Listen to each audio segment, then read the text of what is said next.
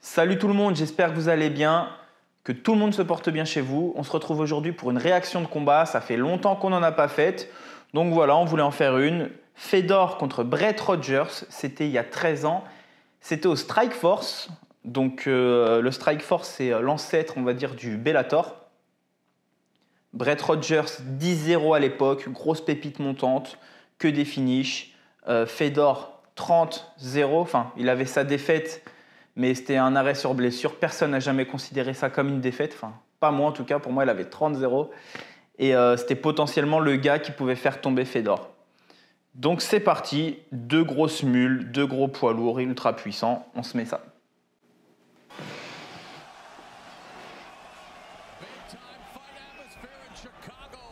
Donc Fedor, hein, très léger sur ses appuis, hein. Il faisait 106 kg, mais toujours sautillant, très vif, très sautillant. Il avait juste une particularité, Fedor, c'est qu'il marquait très vite au visage.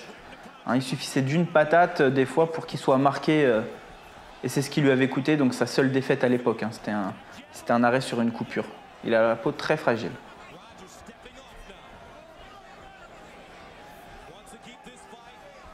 Donc là, on est chez les poids lourds, bien sûr. Et donc le Strikeforce, si je ne me trompe pas, ça a été racheté par le Bellator. Ou en tout cas, ils ont le même président, c'est Scott Coker. Donc voilà. Pour l'instant, ça s'observe un peu et on voit que ça part tout de suite. Une amenée au sol de Fedor qui arrive.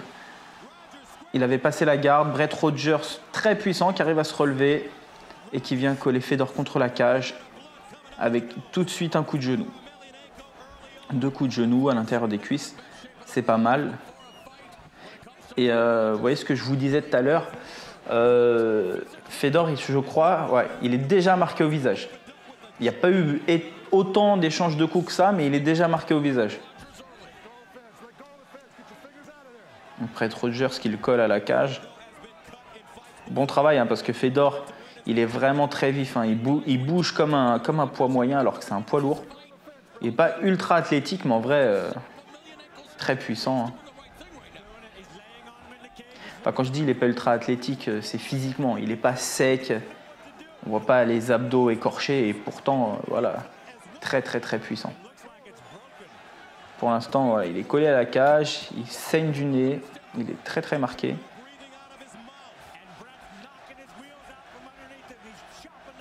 Et toujours son travail de genou à Brett Rogers. Hop, Fedor qui tente une amenée au sol et ça le décolle de la cage.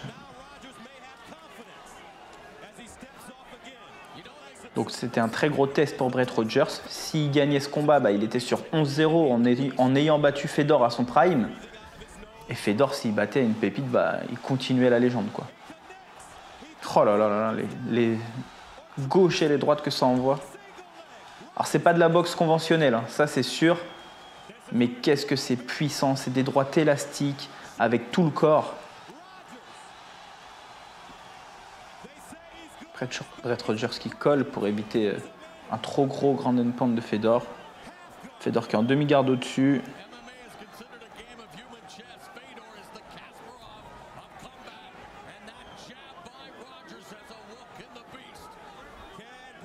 Donc c'était pas...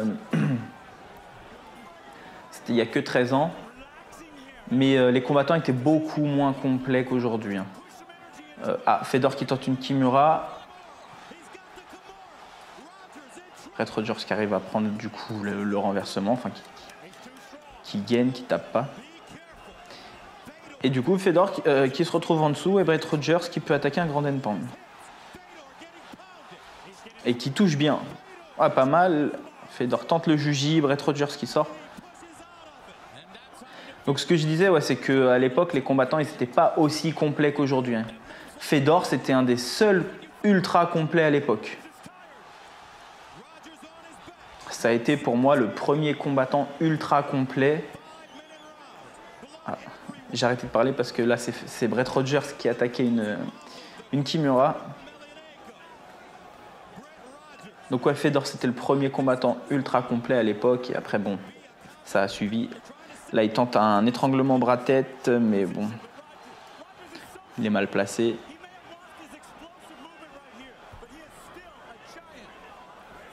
Brett Rogers qui recompose pour une garde fermée.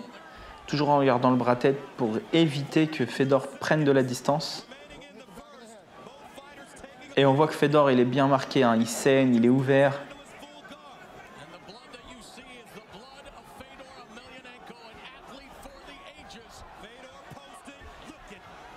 Il est vraiment poussé dans ses retranchements là, le Fedor. Je me rappelle qu'il va sauter, il va tenter un... Ouais, c'est ça. Un coup de poing sauté allongé, c'est un truc de fou. Bon, qui fait pas trop de dégâts.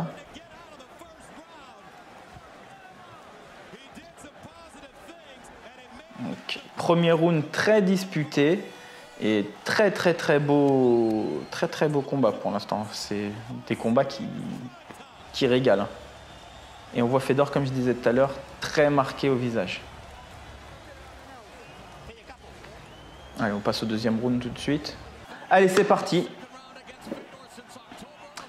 Fedor hein, qui sautille, qui montre bien qu'il n'est pas usé. Brett Rogers aussi. Je pense que chacun veut montrer à l'autre que non, je suis pas fatigué. Alors qu'ils doivent être rincés. Ils ont fait un premier round de feu.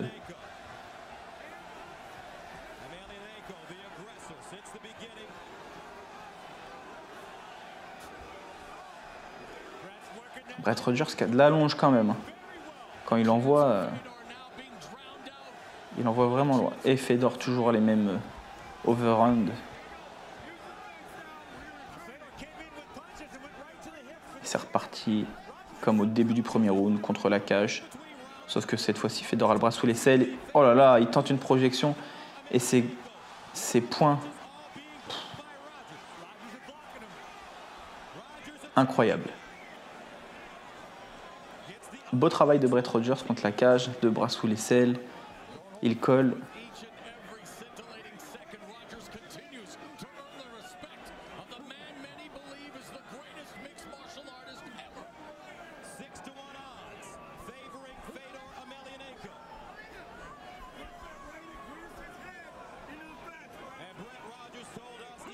Toujours ce travail des genoux. Hein. Il a un beau travail hein, contre la cage pour bien saper l'adversaire. Et là, je crois qu'on arrive à mon moment préféré. Les petits sauts. Et oh là là là là, incroyable. Incroyable. Magnifique droite de Fedor qui finit son adversaire. On va se la remettre. Alors là, regardez hein, comment il la prépare. La foudre. Incroyable. Incroyable. Bon, moi c'est un combat qui m'avait régalé à l'époque. Là en le re-regardant, il m'a re-régalé. J'espère qu'il vous a plu aussi si vous ne le connaissiez pas. Et si vous le connaissiez, j'espère que vous êtes re-régalé. C'est tout pour nous. Donc n'hésitez pas à liker, commenter, partager, vous abonner. C'est très important pour nous, ça fait plaisir. Et puis on se voit très vite. Ciao!